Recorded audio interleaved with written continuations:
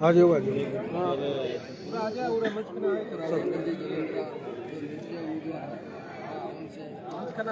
राजेंद्र जी, आपने आपके परिवार ने 5 सरपंच के चुनाव लड़े हैं। प्रथम बार आप विधानसभा का चुनाव लड़ रहे हैं और विधानसभा में जोरदार चर्चा आपके नाम को लेकर है। क्या आपने उम्मीद की थी, ऐसा सोचा था कि इस प्रकार से आप उभर कर आएंगे? पहले तो मैं आपके मीडिया का धन्यवाद करता हूँ कि हमारी कवरेज बहुत बढ़िया की है आपने, और आपको बहुत धन्यवाद, तहे दिल से धन्यवाद करता हूँ कि मैंने जब सरपंच बना था तब से मेरे एक हमेशा विश्वास के साथ मैं चुनाव लड़ता हूँ। कभी मैं वोट की काउंटिंग आंगलियों पे नहीं करता और विश्वास नहीं करता कि वोट कहाँ से आएंगे।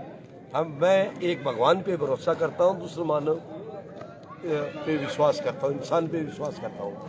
तो उम्मीद थी आपको, मेरे को उम्मीद थी कि हम विधानसभा का चुनाव लड़ेंगे तो पहली बार विधानसभा में 16वीं विधानसभा में चुन के जाएंगे। ये विश्वास है आपको? बिल्कुल। जिस प्रकार की चर्चाएं चल रही है 1-2 दिन में विधानसभा में कि राजेंद्र जी किसी के समर्थन में बैठ सकते हैं, उसको समर्थन दे दिया, उसको दे दिया, क्या कहेंगे उन लोगों को? ये लोग बौखलाए हुए हैं दोनों, और इनका दोनों का जनता में विश्वास टूटा हुआ है।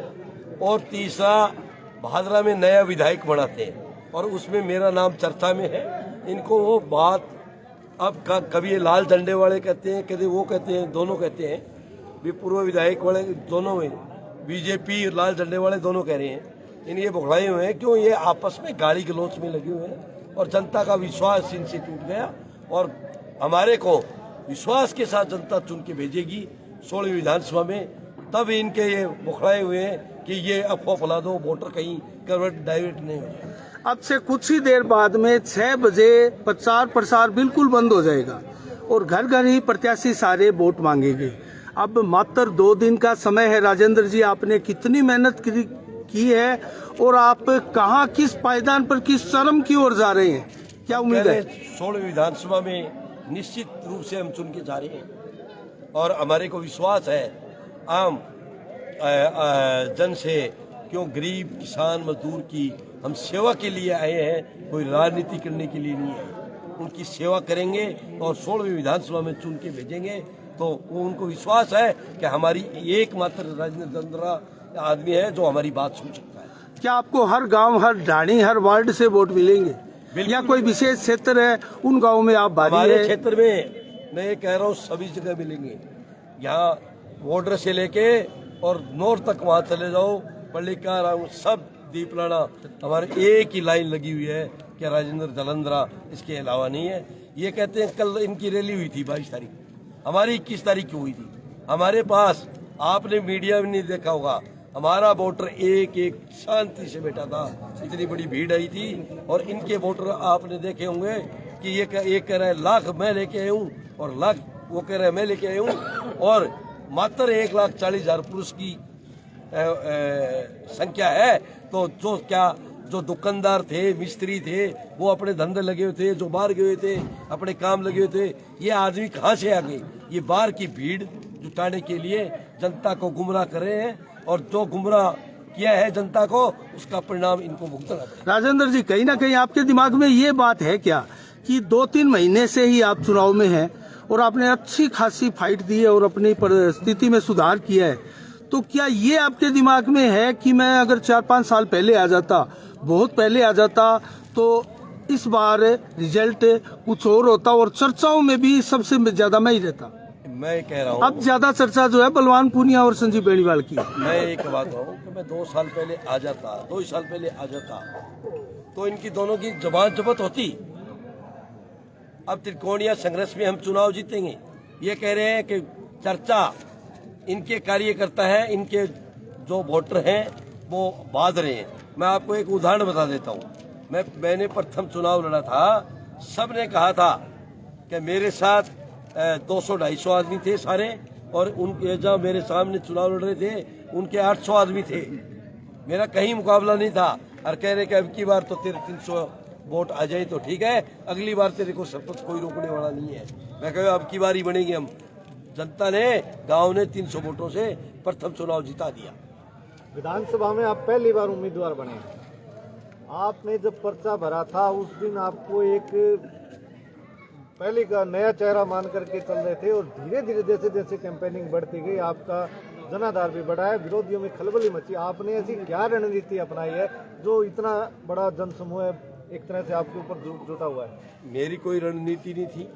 मैं एक भगवान के भरोसे चुनाव लड़ रहा हूँ। मैं खुद नहीं चल रहा, मेरा मालिक खुद चुनाव लड़ रहा है, जिसका निर्णय ये खुद करता है। और मैं जनता को भगवान मानता हूँ। गरीब किसान मजदूर है और वो मेरा एक भगवान का रूप है, और उसकी सेवा करने के लिए आए हैं। कराने वाला ये ऊपर वाला है और करने नाम हमारा कराता है। आपने पहली बार चुनाव लड़ा है, आप क्या मानते हैं कि आप कितना स्तर तक प्राप्त कर लेंगे? 16वीं विधानसभा निश्चित जीत के जाएंगे।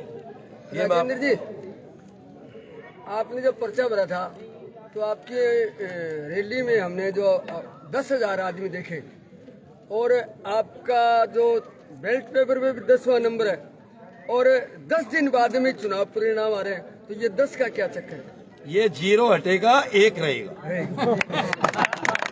आपको बता दिया, ये 0 हटेगा, 1 नंबर रहेगा, 1 ही रहेगा। आपको बता दो, एक और बता देता हूँ, हमारा चुनाव खाली नहीं जाएगा। मेरे में वजन 73 किलो है। 2023 के चुनाव है और 13 के चुनाव है और 3 की गिनती है। आज तक मेरा जो तीया है ना खाली नहीं गया। मेरे को सफलता दिलाई है और सफलता मिली। आप ज्योतिष में कुछ भरोसा करते हैं? ज्योतिष नहीं, नहीं, हमेशा मैं नहीं, 3 मैं का नाम लेते हैं। 3 का अक्षर ये इसलिए लेता हूँ। मेरे जयपुर में मकान निकला 313 में, मेरे मकान नंबर है 703 नंबर, मेरे वोटर आईडी है उसमें 903 नंबर, जो भी मेरी गाड़ी नंबर है 313 नंबर, जो भी मेरा जो आगे तीया आता है, मैं गौशाला की भी 2 रसीद कटवाता हूँ तो या 73 या 83 या 93 63 आता है। इसलिए मेरे को भरोसा है तीये पे कि हम खाली नहीं जाएंगे। तीया हमारा भाग्यशाली है। आप मेरा सच्चा सौदा से जुड़े हुए हैं, तो क्या जो भक्तगण है यहाँ पे बादरा में वो सभी आपको वोट कर रहे हैं? देखो, वोट डेरा सच्चा सौदा के हम प्रेमी हैं और वो हमारे पे विश्वास करते हैं। हम डेरे के लिए के जो है हम उनके इनवाई हैं और खुली उनकी हमारी डेरे के खिलाफ कोई बात आती है तो हम लड़ने के लिए तैयार रहते हैं। क्यों?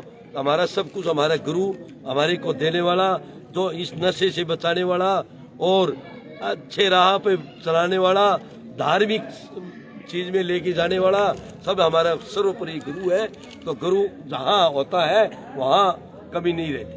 तो आपको पूर्ण विश्वास है कि आपका सीधापन और सादगी उन धुरंधरों पर भारी पड़ेगी? बिल्कुल बिल्कुल। चलो, बहुत मैं एक हफ्ते राजेंद्र जी, आप हर गांव में गए, बादरा विधानसभा के हर गांव में, तो आपको विकास में क्या क्या कमी लगी? विकास कहाँ है? विकास ये कह रहे सड़क बनी। राजस्थान के हर क्षेत्र विधानसभा क्षेत्र में 370 किलोमीटर हर विधानसभा क्षेत्र में सड़क बनी है। अकेली नहीं, कांग्रेस सरकार ने बनाई है, इसने सीपीएम पार्टी का है। मैं कहता हूँ आप सरकार के विरुद्ध होइए, आप तो ये बढ़ती 370 किलोमीटर। संगरिया के अंदर बीजेपी का विधायक है और वहां भी 370 किलोमीटर सड़क बनी है। ये कहते हैं कि मैंने कॉलेज खुलाई। मेरे को ये बताया, कॉलेज तो 2018 में खुला था, आपने बिल्डिंग बनाई अपना नाम का, कह रहे हैं कि मैंने कराया। ये कह रहा है कि मैंने बीमा दिलाया, तो 2018 के बाद बीमा कहाँ गया? लोगों के 10 रुपए 6 रुपए 7 रुपए आ रहे हैं। 2022 की जो फसलें खराब हुई थी आज तक उनका बीमा क्यों नहीं मिला? और ये कह रहे हैं कि 2000 पॉलिसी किसानों की रिजेक्ट हुई है, उसमें इन्होंने कार्रवाई क्यों नहीं की? ये कहता है बीमा दिलाया। और विकास में कहते हैं मैंने इसके कृषि विद्यालय बनाया जोगियाड़ा में, तो वहाँ जोगियाड़ा के अलावा जो गाइडलाइन आती थी सरकार की जमीन की, इसके अलावा जोगियाड़ा के अलावा है नहीं कि जोगियाड़ा गांव के अंदर कृषि भूमि है। इसलिए यहाँ गवर्नमेंट की जो कॉलेज खोलने थे सरकार को, उसमें जगह ये जोगियाड़ा के लिए अलावा हनुमानगढ़ जिले में कहीं नहीं थी, इसलिए हमारे जोगियाड़ा में खुला है। राजेंद्र जी, चुनाव प्रचार का आज अंतिम दिन है और अब चुनाव प्रचार समाप्त हो चुका है। कुछ मिनट बचे, भादरा की जनता को, भादरा के मतदाताओं को आप क्या संदेश देना चाहते हो? भादरा की जनता को एक ही अपील करता हूँ, मेरे गांव बिहानी ने, मेरे आम मजदूर किसान ने मेरे पर लगातार भरोसा करता रहा। अब की बार भी आप एक बार आपके बेटे पर विश्वास करिए, गुब्बारे का निशान पर वोट लगाइए। दोबारा आपका विश्वास कभी टूट जाएगा तो मैं जनता के बीच में वोट नहीं मांगने जाऊंगा, क्योंकि मैं गरीब और मजदूर किसान को जो पिछली पंक्ति में बिठाते हैं उनको अगली पंक्ति में बिठाने के लिए काम करने के लिए आया हूँ। राजेंद्र जी, मौजूदा विधायक कहता है कि मैंने किसानों के लिए किसान भवन बनाया है, जबकि उन्होंने अभी वो अपने कैंपेनिंग कर रही है, उसके वो ऊपर आप क्या कहना मैं कह रहा हूँ वो अपनी पत्नी के नाम पट्टा है और सीपीएम पार्टी का कार्यालय है। क्यों? वो किसान भवन के नाम से उन्होंने करोड़ों रुपए का चंदा ले लिया।